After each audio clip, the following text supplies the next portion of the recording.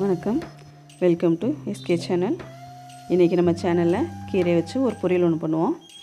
அதுக்கு அரைக்கீரை வாங்கிட்டு ஒரு கட்டு வாங்கி பொடிசு பொடிசாக கட் பண்ணி கழுவி வச்சுருக்கேன். துவரம்பருப்பு கீரையில் சேர்க்குறதுக்காக 100 கிராம் துவரம்பருப்பு எடுத்து வச்சுருக்கேன். இதை வந்து ஒரு 10 நிமிஷம் ஊற விட்டு வேக வச்சுக்கணும். ஃப்ரெஷ்ஷான தேங்காய் ஒரு முடி திரிய வச்சுருக்கேன். சின்ன வெங்காயம் வந்து ஒரு 10லேருந்து 15 வெங்காயம் கிட்ட எடுத்துகிட்டு பொடிசு பொடிசாக கட் பண்ணி வச்சுருக்கேன். 2 காஞ்ச மிளகா எடுத்து வச்சுருக்கேன். இப்போ வந்துட்டு அரிசி கழுவின தண்ணி, அதில் வந்து பருப்பெல்லாம் சேர்த்து நல்லா வேக வச்சுக்குவோம். ஒரு 10 நிமிஷம் வேகட்டும்.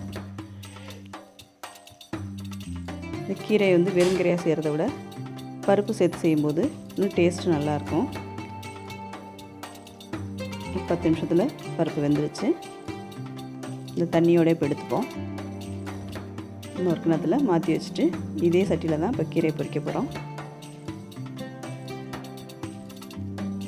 சட்டியை நல்லா க்ளீன் பண்ணிவிட்டு அடுப்பில் வச்சுட்டு எண்ணெய் 2 ஸ்பூன் சேர்த்துக்கோங்க. அதில் சீரகம் ஒரு 1/2 ஸ்பூன் சேர்த்துக்கோங்க.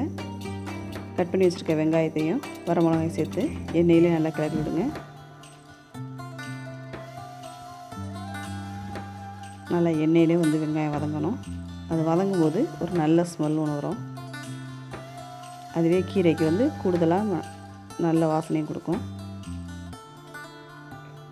இப்போ கழுவி வச்சுருக்க கீரையும் அதில் சேர்த்துக்கோங்க.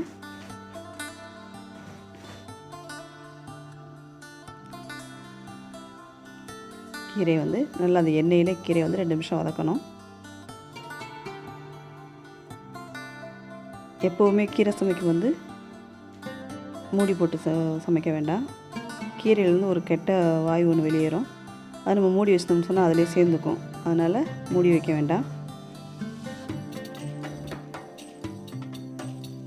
நல்லா கீரை வதங்கிருச்சு. இந்த டைமில் நம்ம அந்த பருப்பு வேக வச்சுருக்கோம் இல்லைங்களா, அந்த தண்ணியோடு சேர்த்துப்போம்.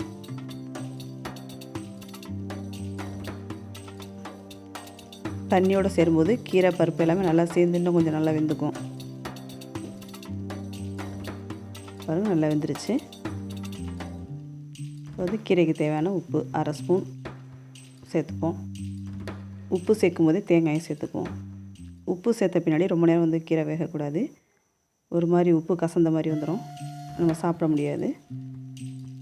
பாருங்க, கொஞ்சம் தண்ணி இருக்குது. அதிலே நம்ம வந்து உப்பு தேங்காயெல்லாம் சேர்த்து நல்லா கிளறி விட்டுக்கணும்.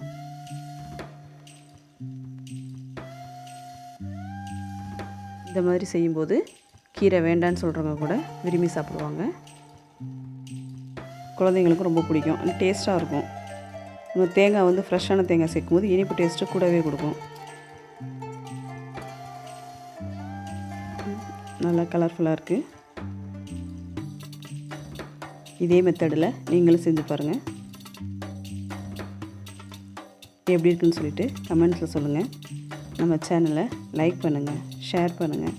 இதுவரையும் சப்ஸ்கிரைப் பண்ணாதவங்க சப்ஸ்கிரைப் பண்ணிக்கோங்க. தேங்க்யூ.